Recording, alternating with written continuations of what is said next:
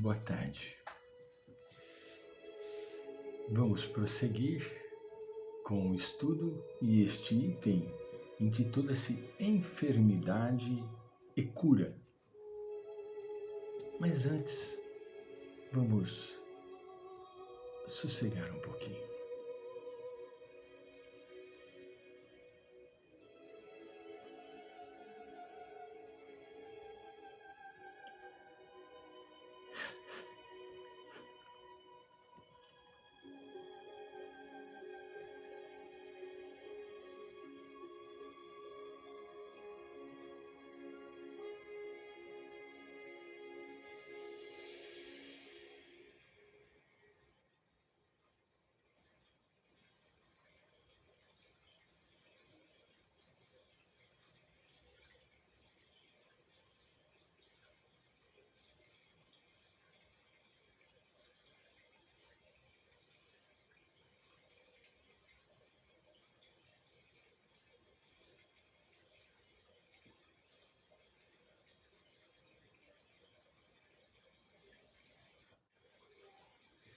Muito bom.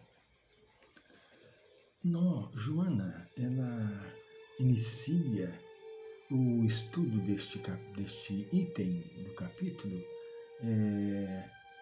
com muita propriedade, assim dizendo que o fenômeno biológico do desgaste orgânico, das distonias emocionais, mentais da criatura humana é perfeitamente normal, natural, como decorrência da fragilidade estrutural de que se constitui.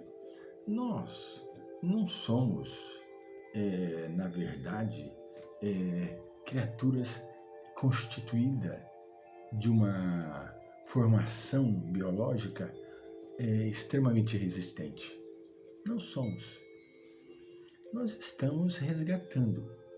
E o corpo, por sua vez, que é uma estrutura modelada pela estrutura biológica perispiritual, ele traz do seu passado uma série de marcas que não ficam esquecidas, em hipótese alguma. Quando eu estudei biologia, na minha formação acadêmica, eu me surpreendi quando depois fui estudar as obras de André Luiz, vendo que, e cheguei à conclusão de que todas aquelas leis tão pesquisadas e tão profundamente analisadas por Mendel, por outros biólogos e outros por sua vez, ele, diante do que a doutrina espírita apresentava, ficava com um fundo de relatividade. Por quê? Porque o espírito é quem determina. É claro que nós trazemos caracteres hereditários, né? Nós trazemos caracteres hereditários que ficam muito bem marcados, muito bem estudados nas leis da biologia. Mas o espírito é que traça o programa da sua própria vida. Aqueles que não estão enquadrados em reencarnes compulsivos, né? Uma reencarnação compulsória é diferente, né? Ele não tem a liberdade de escolha. Mas, de um modo geral, nós participamos da estruturação do nosso mapa físico, como deveremos vir, com quais as possibilidades de formação que nós teremos. Em determinada idade nós provavelmente poderemos desencadear uma patologia. Isso está no mapa. André Luiz, com muita propriedade, estuda detalhadamente estes processos reencarnatórios. Nós vamos encontrar isso nos seus livros, Missionários da Luz, entende? No Mundo Maior, inumeráveis outros, né? Mostrando que a ação do espírito sobre a matéria é muito grande. Então, como nós nos encontramos em um processo de reajuste, de regeneração, nós necessitamos de ter elementos que propiciem esse fato.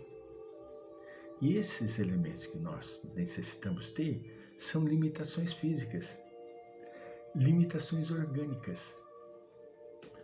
Exemplo: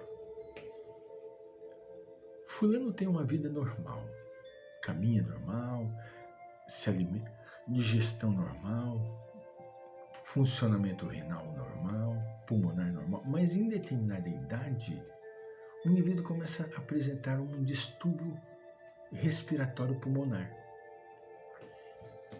Como? Nunca teve absolutamente nada. Não traz um histórico familiar. O histórico familiar é muito importante. É muito importante, né? Que vai puxando os modelos e vai desencadeando as patologias no perpassar dos anos. Mas, na verdade, nós temos nas mãos um recurso incomensurável que nós esquecemos, que chama-se livre-arbítrio. Nós podemos fazer uso deste livre-arbítrio e alterar o projeto da nossa vida. A espiritualidade nos propicia isto. Se nós estamos dentro de um planejamento e de um programa muito bem desenvolvido, muito bem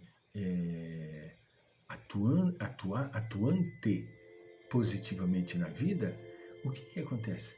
Os espíritos auxiliam para que, se nós fôssemos ter um problema de desvinculação orgânica, de um desajuste, levando-nos à morte física, os espíritos nos dão uma moratória, porque nós estamos sendo útil à espiritualidade.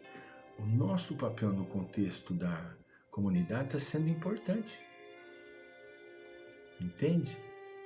Então, é fundamental que a gente compreenda quanto que é importante a nossa tomada de consciência. Entende? E estes grandes trabalhadores, que nem Francisco Cândido Xavier, Divaldo Pereira Franco e outros, Ivone do Amaral Pereira e outros, Sueli Caldas Schubert, trouxeram marcas no organismo que os levariam a ficar limitantes mais tempo.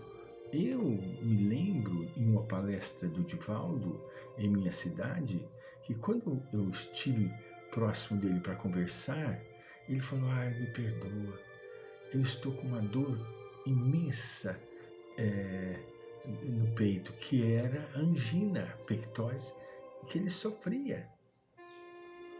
Entende? Mas, como ele é uma pessoa importante no contexto espiritual, os espíritos trabalham maravilhosamente bem com ele, porque ele não pode partir ainda. Falta-lhe concluir trabalhos importantes no contexto do movimento espírita.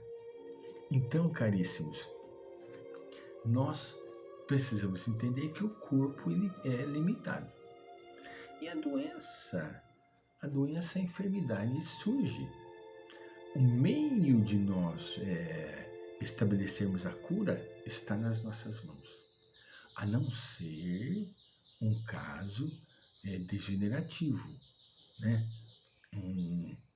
Um tumor maligno em área comprometedora. Isso está lá no nosso mapa. Fumar leva a pessoa a desenvolver patologias pulmonares e de via aérea superior. Se nós sabemos que isto pode nos limitar, nós não vamos fazer. entende? Eu venho de uma família onde meu pai fumava 4 maços de cigarro por dia. O que aconteceu? Partiu muito cedo. Por causa do quê? Enfisema pulmonar. E assim por diante. Nós fazemos a nossa escolha. Poderia beber, me alcoolizar, mas eu não quero. Eu sinto que a espiritualidade necessita do meu corpo. E eu sinto que eu tenho obrigação para cumprir. Não posso abreviar a minha existência de forma alguma, não é? Então, o nosso equipamento delicado orgânico, ele sofre influências que nós podemos evitar. Essas influências são influências exteriores e são influências interiores. Influências externas, influências internas. Entende? Elas contribuem para uma série de alterações fisioquímicas, psíquicas, emocionais. Se nós sabemos que essas interferências influem de forma positiva, então nós vamos procurar usá-las positivamente. Mas se influem de forma negativa, não. Eu não quero de maneira alguma permitir que venham abreviar a minha existência. Porque o que acontece quando eu saio do corpo pelo desgaste físico e pela exaustão dos órgãos físicos prematuramente? Eu vou para o plano espiritual como o quê? Como um suicida. Eu contribuí para que o meu corpo não resistisse às ações que eu impus a ele. Então, caríssimos, enfermidade é natural e a cura está em nossas mãos. A cura está em nossas mãos, desde que tenhamos a consciência um pouquinho desperta, pouco desperta. Voltaremos.